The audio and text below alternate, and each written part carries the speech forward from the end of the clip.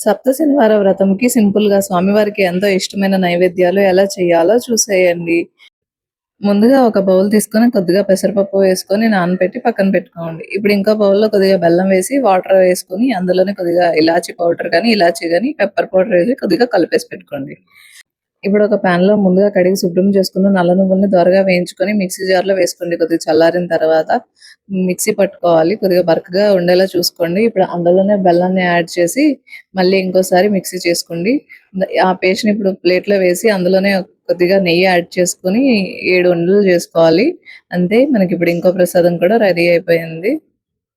ఇప్పుడు మనం ముందుగా నానబెట్టి పక్కన పెట్టుకున్న వడపప్పును తీసుకొని వాటర్ లేకుండా ఇలా బౌల్స్‌లో వేసుకోండి.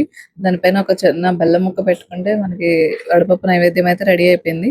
ఇప్పుడు ఇంకో ప్లేట్‌లో వరిపిండి వేసుకొని అందులోనే బెల్లం, కొద్దిగా నెయ్యి, కొద్దిగా పాలు యాడ్ చేస్తుంటే మిక్స్ చేసుకోండి. పాలు ఎక్కువ అవ్వకుండా చూసుకోండి. పలుచగా అయిపోతుంది. కొద్ది కొద్దిగా యాడ్ చేసుకుంటూ మిక్స్ చేసుకుంటే మనకి చలివిడి నైవేద్యం కూడా రెడీ అయిపోయింది. ఇంకా నేను ఈరోజు ప్రత్యేకంగా అంటే ప్రతి వారం ఒక్కొక్క పులిహోర, దద్దోజనం ఇలా చేస్తాం కదండీ! ఈ వారం అయితే నేను దద్దోజనం చేస్తున్నాను. సో, దానికోసం అయితే ముందుగా అన్నం పెట్టుకున్నాననమాట. అన్నం ఉడికిపోయిన తర్వాత పెరుగు యాడ్ చేసుకొని, తాలింపు పెట్టుకొని, ఇంక దద్దోజనం కూడా రెడీ అయిపోయింది. అంతేనండి. స్వామివారికి ఎంతో ఇష్టమైన నైవేద్యాలు ఇలా సింపుల్‌గా చేసుకోవచ్చు. ఈ వీడియో మీకు నచ్చితే లైక్ చేయండి. మీ ఫ్యామిలీ అండ్ ఫ్రెండ్స్‌తో షేర్ చేయండి. Thanks for watching.